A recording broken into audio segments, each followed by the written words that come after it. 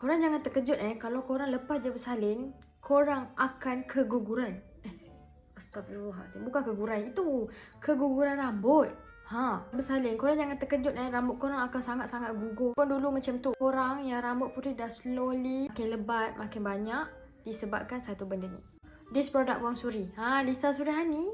Okay. Ni conditioner. Putri bagi tahu korang bila pakai tu memang best. And lagi satu benda kan, Putri share lah Macam kita mak-mak kan.